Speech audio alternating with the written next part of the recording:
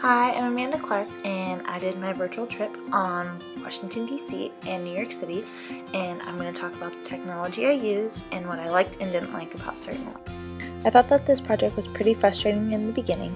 It seemed like there was going to be a lot of work, but when I started messing around with different tools, it became a lot easier.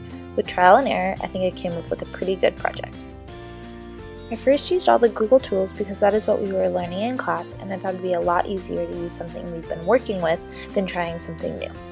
I also used my Google Drive a lot for this project so I could save everything in one place and know exactly where it was at. I always use Microsoft Word, PowerPoint, and Excel to make the brochure, presentation, itinerary, and the cost spreadsheet. I would do it in these programs and then import them into my Google Drive and open them that way. I found that it was very annoying when I would do this because it would change things around because they wouldn't transfer over correctly.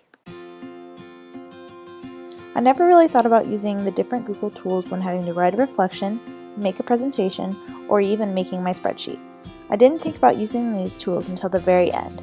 I was just so used to using all the Microsoft tools that I never thought about using the Google ones. Now I've realized it is a lot easier using the Google tools when doing a big project like this than using the Microsoft tools. I have definitely learned my lesson on that one. I used Google Maps to map out exactly where we were going and what we were seeing throughout the trip. I thought it was actually really easy to use. One thing that I actually really liked about Google Maps was that you could draw a line from place to place, and it would show you how far it was. You could also add directions from the different places, or you could even make a walking, driving, and riding a bike route. So I thought that was pretty cool, and I would actually use it for different trips that I would go on. I had to start over 2 times though. I didn't like that you couldn't move the layers from different spots. So on the 3rd try, I finally got it right. Also, another thing that I didn't like about using the Google Maps was that you could only use up to 5 layers for the whole thing. So it's frustrating that I had to put in the description for each place on which day we were going there so you wouldn't get confused when you clicked on the different places.